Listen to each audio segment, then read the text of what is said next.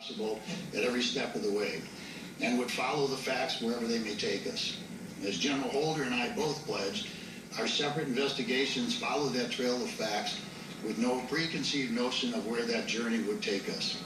Our only goal was that our investigation would be thorough and complete to give the grand jury, the Department of Justice, and ultimately the public all available evidence to make an informed decision.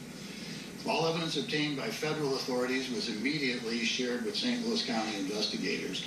Likewise, all evidence gathered by St. Louis County Police was immediately shared with the federal investigators. Additionally, the Department of Justice conducted its own examination of all the physical evidence and performed its own autopsy. Another autopsy was performed at the request of the Brown family, and all of this information was also shared. Just as importantly, all testimony before the St. Louis County grand jury was immediately provided to the Department of Justice. So although the investigations are separate, both the local and the federal government have all of the same information and evidence.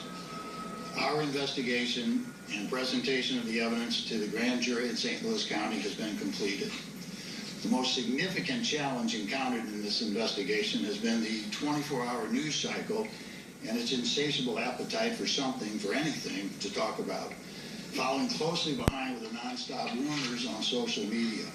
I recognize, of course, that the lack of accurate detail surrounding the shooting frustrates the media and the general public and helps breed suspicion among those already distrustful of the system. Yet those closely guarded details, especially about the physical evidence, give law enforcement a yardstick for measuring the truthfulness of witnesses. Eyewitness accounts must always be challenged and compared against the physical evidence. Many witnesses to the shooting of Michael Brown made statements inconsistent with other statements they made and also conflicting with the physical evidence. Some were completely refuted by the physical evidence. As an example, before the results of the private autopsy were released, witnesses on social media, during interviews with the media, and even during questioning by law enforcement, claimed that they saw Officer Wilson stand over Michael Brown and fire many rounds into his back. Others claimed that Officer Wilson shot Mr. Brown in the back as Mr. Brown was running away.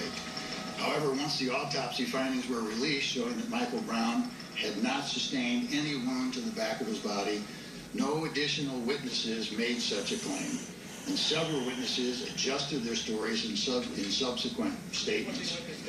Some even admitted that they did not witness the event at all, but merely repeated what they heard in the neighborhood or others or assumed had happened. Fortunately for the integrity of our investigation, almost all initial witness interviews, including those of Officer Wilson, were recorded. The statements and the testimony of most of the witnesses were presented to the grand jury before the autopsy results were released by the media and before several media outlets published information and reports that they received from a D.C. government official.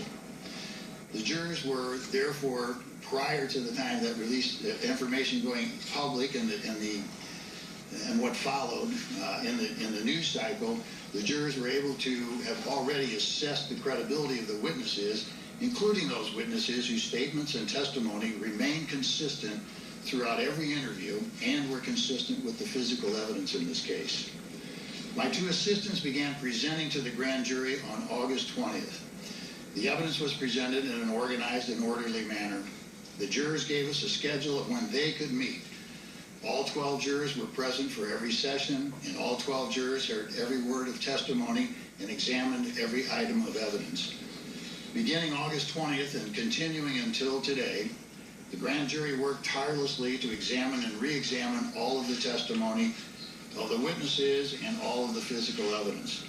They were extremely engaged in the process, asking questions of every witness, requesting specific witnesses, requesting specific information, and asking for certain physical evidence. They met on 25 separate days in the last 3 months, heard more than 70 hours of testimony from about 60 witnesses, and reviewed hours and hours of recordings of media and law enforcement interviews by many of the witnesses who testified. They heard from 3 medical examiners and experts on blood, DNA, toxicology, firearms, and drug analysis. They examined hundreds of photographs, some of which they asked to be taken. They examined various pieces of physical evidence. They were instructed on the law and presented with 5 indictments ranging from murder in the first degree to involuntary manslaughter. Their burden was to determine, based upon all of the evidence, if probable cause exists to believe that a crime was committed and that Darren Wilson is the person who committed that crime. There is no question, of course, that Darren Wilson caused the death of Michael Brown by shooting him, but the inquiry does not end there. The law authorizes a law enforcement officer to use deadly force in certain situations. The law also allows all people to use deadly force to defend themselves in certain situations. So the grand jury considered whether Wilson was the initial aggressor in this case, or whether there was probable cause to believe that Darren Wilson was authorized as a law enforcement officer to use deadly force in this situation, or if he acted in self-defense. I detail this for 2 reasons. First, so that everyone will know that, as promised by me and Attorney General Holder, there was a full investigation and presentation of all evidence and appropriate instruction of law to the jury, to the grand jury. Second, as a caution to those in and out of the media who will pounce on a single sentence or a single witness and decide what should have happened in this case based on that tiny bit of information. The duty of the grand jury is to separate fact from fiction. After a full and impartial and critical examination of all the evidence in the law, and decide if that evidence supported the filing of any criminal charges against Darren Wilson.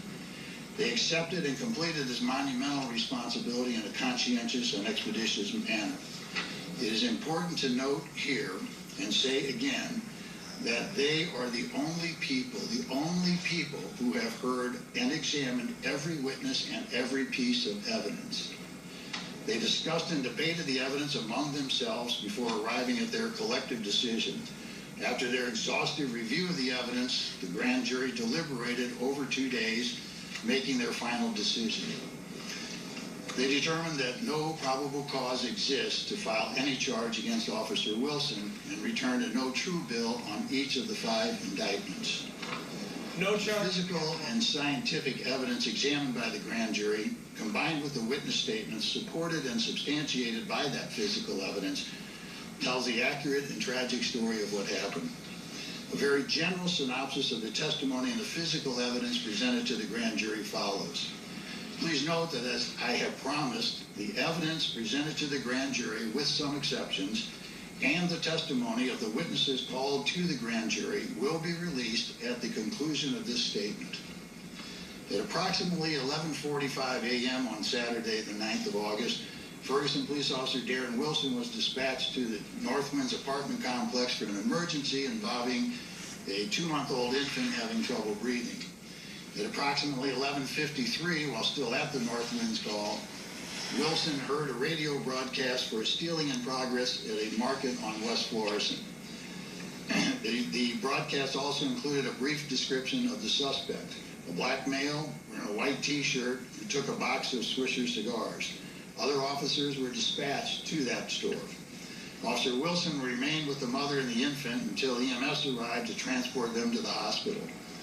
Officer Wilson then left Northwinds complex in his Ferguson police vehicle, a Chevy Tahoe SUV, and drove west on Canfield towards West Florissant. An additional description of the stealing suspect was broadcast about that time, wearing a red hat, yellow socks, khaki shorts, and he was with another male. As Officer Wilson was attending to his emergency call on Northwinds, Michael Brown and a companion were in a local convenience store on West Florissant. Michael Brown's activity in that story was recorded by the store's security cameras. The video, often played following its release in August by the Ferguson Police Department, shows Michael Brown grabbing a handful of cigarillos and heading toward the exit without paying. As Michael Brown and his companion left the store, someone inside the store called the police. After crossing West Florissant, the two walked east on Canfield in the middle of the street, Mr. Brown directly behind his companion. As Officer Wilson continued west on Canfield, he encountered Michael Brown and his companion. So, as we heard St. Louis County Prosecutor Robert McCullough tell us just a moment ago live, the grand jury has decided that no charges will be filed against Officer Darren Wilson in the shooting of 18-year-old Michael Brown. This is a live picture of the crowd outside the courthouse, and we have Mark Strassman there in Clayton, Missouri. Mark, what's the reaction been so far to this breaking news?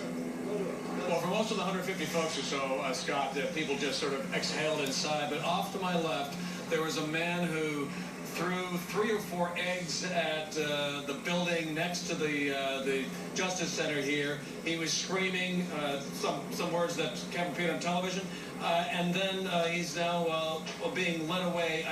I thought I saw him being led away by a couple of police officers, but he's being surrounded by cameras, too. He was by far the most vocal, disappointed person in the crowd here. The other folks in the crowd here were clearly surprised at the news, most of them, but there was no real visible reaction, certainly no physical reaction by anybody else. But clearly, people are just sort of absorbing what they've just learned.